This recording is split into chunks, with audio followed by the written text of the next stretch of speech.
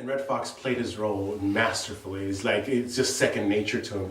Yeah, but everybody knows him from "Yo Big Dummy" when he's talking to his son Lamont. Everybody knows. Somebody said I look like Lamont Sanford. I'm like, fuck, you don't look like Lamont.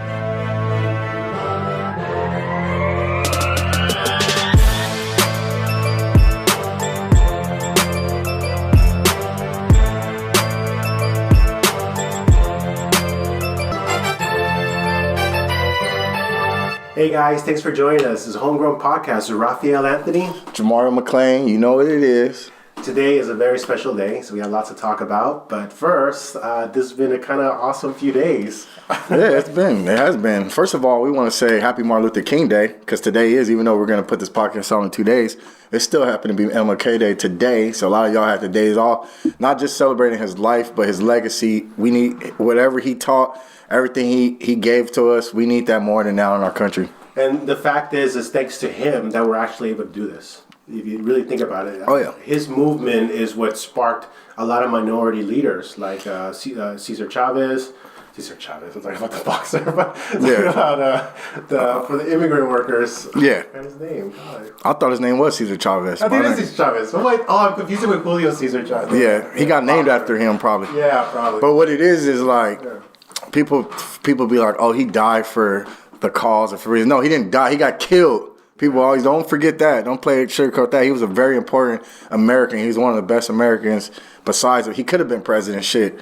But happy MLK Day. Not to get off topic, but this basically is a topic because that's what it is today. And also, big shout out to California football. Do you see the game?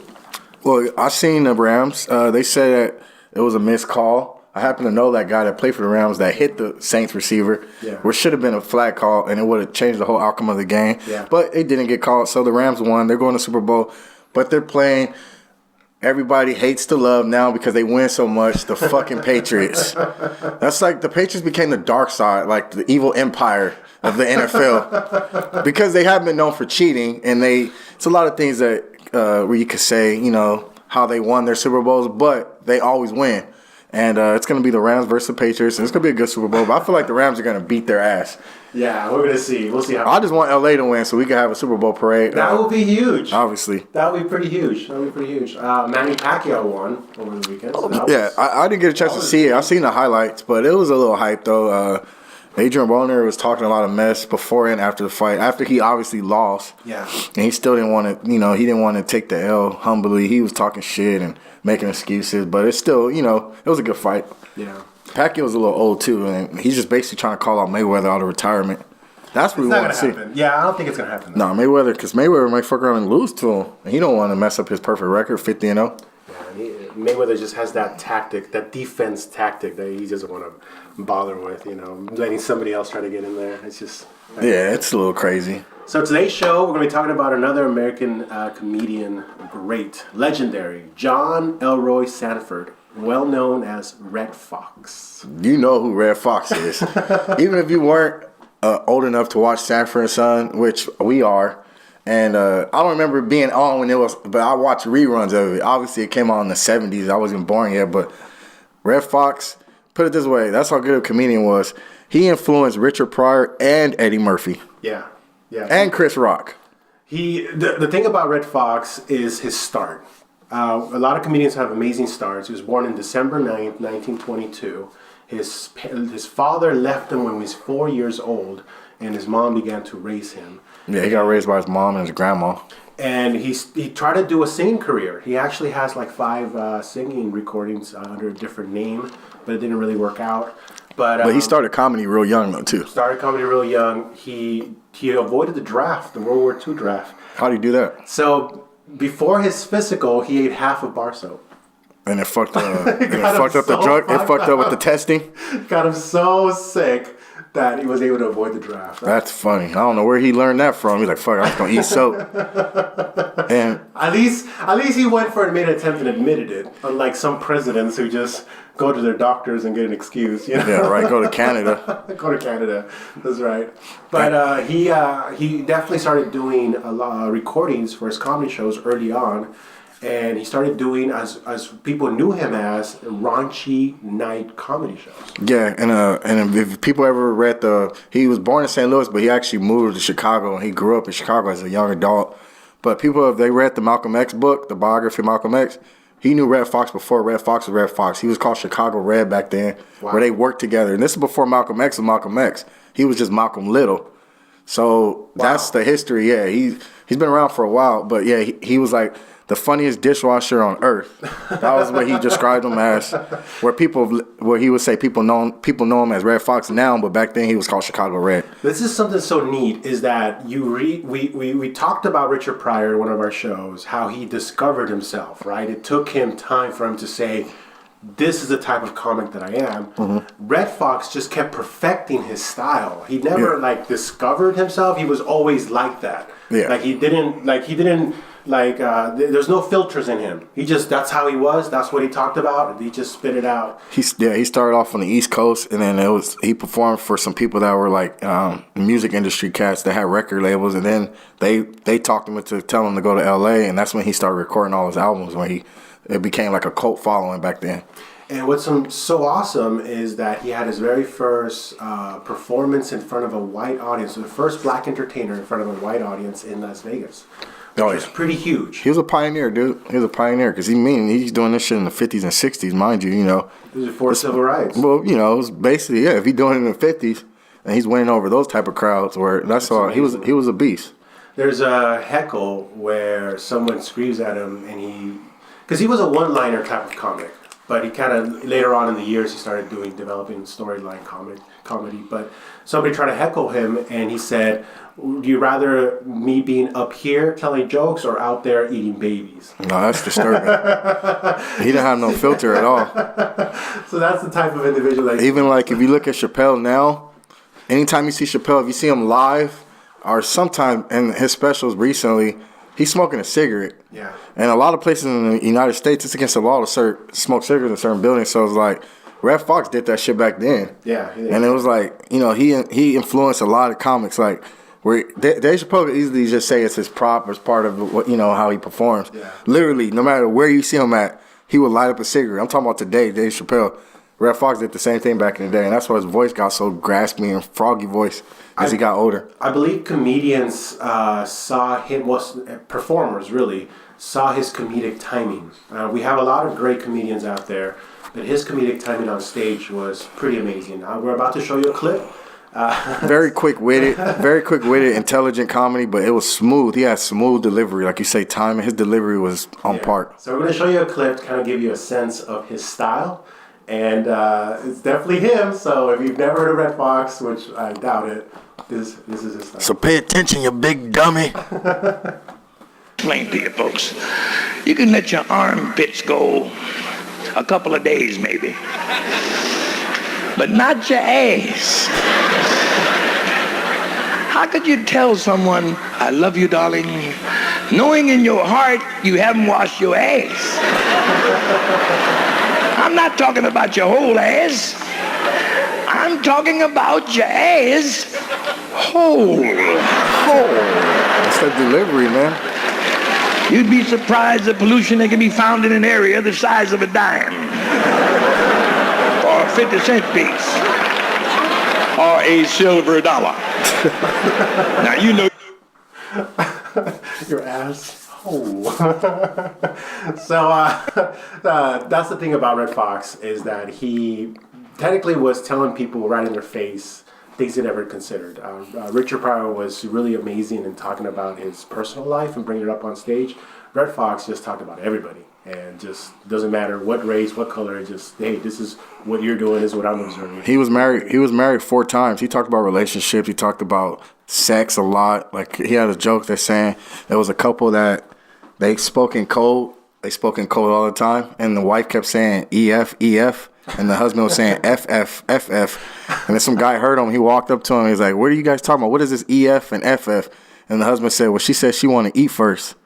So it's like you have to be smart and really think. Like a lot of times the joke is like in your mind. You know exactly what he's talking about. Oh, shit. And he was married 4 times. He's married 4 times, and most of his marriages average like 7 to 8 years. But his last two wives, they happen to be Asian, so you guys have something in common. You guys both had yellow fever. Oh, sorry. I can't help it. I just admit I like everybody. I love everyone. But he prefers orange chicken and chow mein. I like my Asian tea, Even though I have dabbled in black coffee and. Yeah, right. No, but it's crazy because Sanford and Son was popular as hell, dude, and that's really got him widespread fame. It was on NBC. It ran from 72, 77, but he walked away from it. He walked away from it because he probably got tired of doing it. I don't know. And he went to do a show, like a variety show, like it was called the Red Fox Show or something. Yeah. And that show ended up bombing. And then it was like he ended up coming back to try to do a spinoff about Sanford. It was just called Sanford. And that show didn't have good ratings, and that got canceled after 13 episodes. Wow. Sometimes if it's working, I don't know why people walk away for certain shit. Yeah. I think it's always out of boredom, though, maybe. They're like, I want to do other shit. He was pretty old by then. I mean, he was... Well, no, and Sanford's Son, he was supposed to be in his 60s, but he was really in his 50s. Like, he played an older character. I didn't know that. Yeah, Sanford's Son was in the 70s. He didn't die until early 90s. That's true. Yeah, so he wasn't old. He made it look like he was in his old... Oh, yeah, for sure. They made his hair look all... 70s. He was just all patched up, white hair, of course, gray hair. Actually, that's true. All of his shows, I kept thinking he was just an older gentleman, and I didn't realize he played that character really well. One of my favorite movies is called Harlem Nights. It's with Eddie Murphy, Richard Pryor. He was in Harlem Nights. He was in Harlem Nights as an old blind dude, or they didn't trust him at all because he had these big-ass bifocal glasses. And he was already old then because that was like in the 80s, but still, it was like that movie got all the great comics in it. That was a good movie. Wow, that was a good movie. Yeah, that was a good movie. He had a small part, but he made his lines were still funny as hell. I don't know whether Eddie Murphy was in with Jay Leno on the Tonight Show, but he talked about how he had to make it on his own. He says, I would never pitch this idea to a studio, but I had to create this. This movie. Eddie Murphy wrote that. Yeah, he had to. He's the one who put it together, and what an honor to bring Red Fox into the mix. See, this thing though, like. Amazing. Richard Pryor was already older. He was already had MS. You could tell he was getting sicker, like around the time the movie came out. Yeah. And Red Fox was already older. Robin Harris was in it too, which is another comic we need to do a show about. Yeah. Because he died at an early age. But basically, nowadays you won't see a movie like that. Maybe Friday's the first one where it was like not everybody was already super famous. Yeah. You won't see a movie like that nowadays where it's top-notch comedians at the top of the game all in one movie because everybody's greedy. Yeah, everybody. Yeah, you're not gonna see. They're not doing it. You're never gonna see like Kevin Hart, Cat Williams, Mike Epps, all of them in the same movie. Like all the main hitters, Martin, Eddie Murphy. It just won't happen. Chris Rock. It's too damn difficult. Actually, Dolomite, which is the movie I happen to be coming out on, that's a Netflix movie though, where you're gonna see Eddie Murphy, Chris Rock, Mike Epps. Craig Robinson. It's a bunch of comics in there, but it's not the same like with the way Harlem Nights had a bunch of hitters, but it was a different generation of comics. And Red Fox played his role masterfully. It's just second nature to him. Yeah, but everybody knows him from "You Big Dummy," where he's talking to his son Lamont. Everybody knows. Somebody said I look like Lamont Sanford. I was like, "Fuck, you don't look like Lamont," just because I had the mustache. So Sanford and Sons, like you were saying, was from 72 to 77. It actually won a Golden Globe and was nominated for 3 Primetime Emmys. So that's pretty awesome. It was a popular show. It was really popular. And it talked about race, stereotypes, and it basically was the beginning of black satire comedy, like black observation comedy coming from, because this movie, like, think about it, all those other shows came out after that, like Good Times, What's Happening, you know what I'm saying? Yeah. Like, that one was real. So we're going to show you a clip from Sanford and Sons with Red Fox, and this was a very known interaction, of course, with his wife Esther. Well, that was actually that wasn't his wife. It was his rival on the show. They used to always go at it. But basically, he put LaWanda Page. She was a comedian. She had a bunch of albums too. He put a lot of comedians on that show. Yeah. But he showcased the people he came up with, and she's one of them. So here we go. You were a deadbeat the day my sister married you. And you still a deadbeat today. Listen, Esther, now you know good and well the day I married your sister, I was loaded. Yeah, you was loaded all right. You were so drunk you fell on the preacher. But I had to get drunk to look at your ugly family.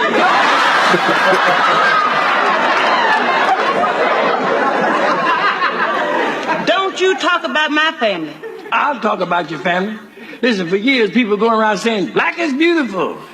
They took one look at your family and said, hold everything.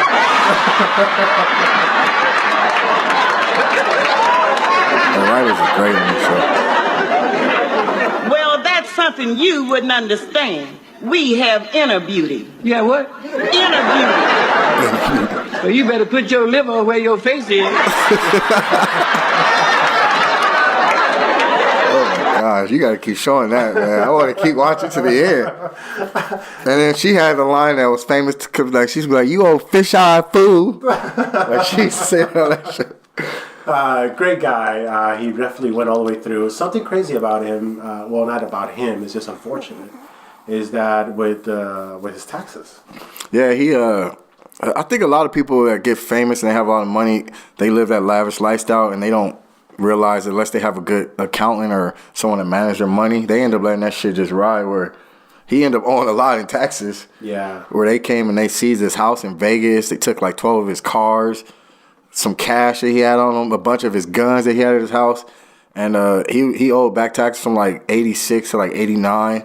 He owed $3.6 million in taxes. By the time he died, that's what he owed back taxes. That's kind of fucked up. But I feel like that's when that's what they usually, that saying, more money, more problems. If you're not taking care of that shit, of course you're going to get, the more money you make, the more you get taxed, period. It's true, man. It really is. Oh, is it? Are you a millionaire, Raphael? No. You're not telling me? Well. The more money you make, the more you get taxed. No way around it. Unless you Nino Brown and you selling cocaine and crack. It's tax-free. I'm barely a thousandaire. Barely. I'm waiting for a check. Me too. What other actors had trouble with taxes? Wesley Snipes. Wesley Snipes. There's some people that did jail. People did jail time for that shit, dude. Yeah. And you know, RS ain't gonna play. They gonna get theirs. They will. And he even said it. He said they took my necklace, they took my ID bracelet, they took money out of my pocket. He said he didn't even feel like a human being. And I'm like, damn. Yeah. That's like when you should have just been having money stashed or something. Yeah. And his style definitely brought him up to the scene where they didn't see him as a character actor because he really performed his style just to deliver the line. And I believe it is very unique. Good delivery, good timing. But he had that whole stick on his bit was he was faking a heart attack or anytime he feel like it. He said, "I'm coming, Elizabeth. I'm coming. I'm coming to see you." Like he acted like he's gonna have a heart attack, and then he actually had a heart. That's how he died. He went into cardiac arrest on set of a show. It was called The Royal Family, and people didn't take him serious right away. They thought he was doing that same little bit. Yeah. And then he was actually on set with Della Reese. She was in the movie Harlem Nights too. Yes. She's the one that got in a fight with Eddie Murphy where he shot her pinky toe. Della Reese was there with him when he fell down. And then she didn't notice until he was really having a heart attack. So she rolled him over and he was like, "Get my wife." And he went into cardiac arrest. But that's kind of fucked up because people didn't react right away. They were like thinking he was fucking around. Like as another one of his sticks. He's saying like he holding his chest, he felt, and he was good at doing that too. He used to fall, he used to hold a chair and act like he's collapsing, but that was part of his bit. Like he was good at doing that. The things he must have seen, because his career was pretty long, all the way up to the very end. You said he died. He died on October 11, 1991. So he definitely saw the '80s movement. He definitely saw the what was going on in the '70s. He lived to be 68, but that's still not super old. You know what I'm saying? Like. But it's old, but it's not super old. You know, that's what I said. Like I said, he played a 60-year-old in the Sanford Son series, but he was only 50 back then. I know. I did not know that. He was like in early 50s. He was in the early 50s. He just played that shtick of being an old raunchy guy. You know, just an annoying older guy. He had 4 films to his credit. All the Fine Young Cannibals in 1960. Cotton Comes to Harlem in 1970. Norman, Is That You in 1976, and then the famous Harlem Nights in 1989. That was my favorite fucking movie, period, with Red Fox, Richard Pryor. But I think he was more of a TV star. He was a TV star. Like he won his Golden Globe from Sanford Son. He was on a bunch of TV shows. Captain and Tennille show. And you know what's crazy? The people that wrote for that show too, like Richard Pryor wrote for Sanford Son. There's a few people that were big names that wrote for that show too. That's why the show was so funny. They had like legendary comics as writers too. One of the comedians we're trying to get on the show, Sean, he said he wrote for Red Fox. Sean McBride? Yeah. I don't believe him. We'll definitely hear his story. I don't believe him at all. I don't even think Sean, think about it. You got to do the math. Sean is probably like 2 years older than me. He has to be like 36, 37. Red Fox died in 91. That means Sean would have been second grade when he died. Like, I don't believe that. We'll ask. I think you're thinking of somebody else. His TV shows were obviously Sanford and Son, 72 to 77, and he was also in The Captain and Tennille Show. He was in the Red Fox Comedy Hour, which was basically like a variety show. He had a HBO on Location, which was an HBO special. And then that spinoff of Sanford and Son was in the early 80s called Sanford. And that only lasted one season. And then he was also in Viva Sharp Vegas, The Red Fox Show, Ghost of Chance, and The Royal Family, which is where he had a heart attack filming that show. He had 78 singles. That's a lot of material. I'm telling you, bro, he was on over 50 albums of comedy. Man. He was that's just what he did. That's what made him popular. And it's other comics that made a lot of albums, like Richard Pryor made a bunch back before he really blew up, but Red Fox started all that shit. I think Red Fox is a great example. Red Fox is even before Bill Cosby, bro. Bill Cosby was more successful in TV. Well, I think Bill Cosby was masterful in playing the. Well, no, Bill Cosby was one of the first black general public type. No, but he was on I Spy too, like in the early '60s. Like Bill Cosby he was a comic and he made albums, but he was also on TV at a young age, and then he obviously got the Cosby Show, and he made more money than Red Fox as far as television, and like more accolades. Yeah. But we all know that story though. Yeah, we'll talk about Bill Cosby one day for sure, but I think we'll talk about it when he gets out 3 to 10 years from now.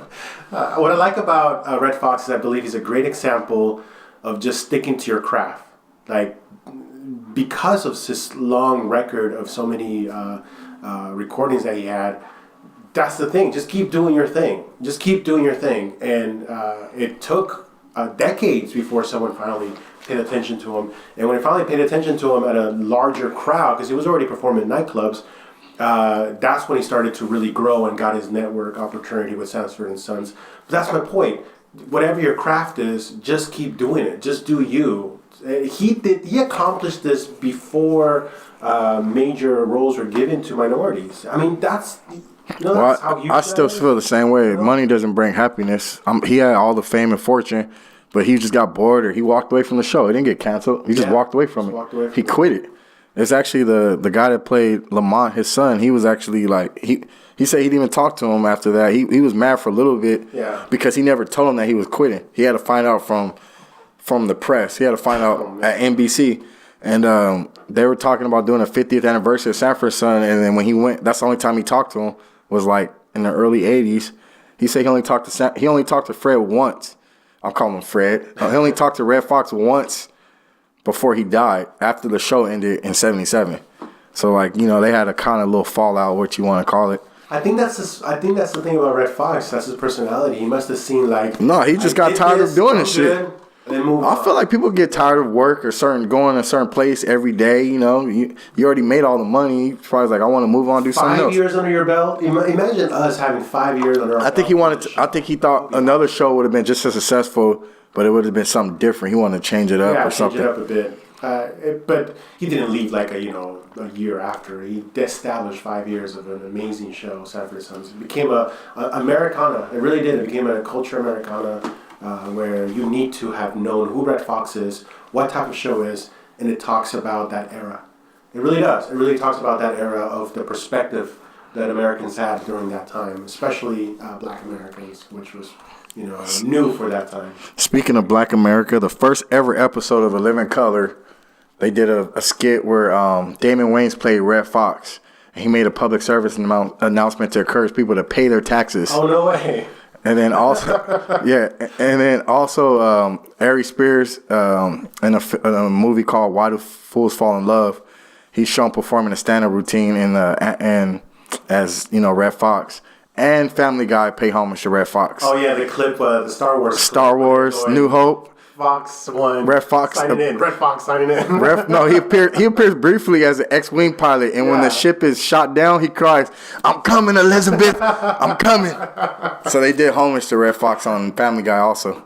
That just shows you he's definitely loved by everybody because he's just well known.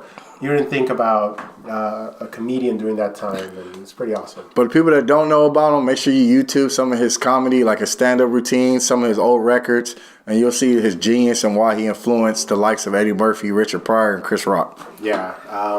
What is your thoughts? Do you think Red Fox would have been a Twitter guy?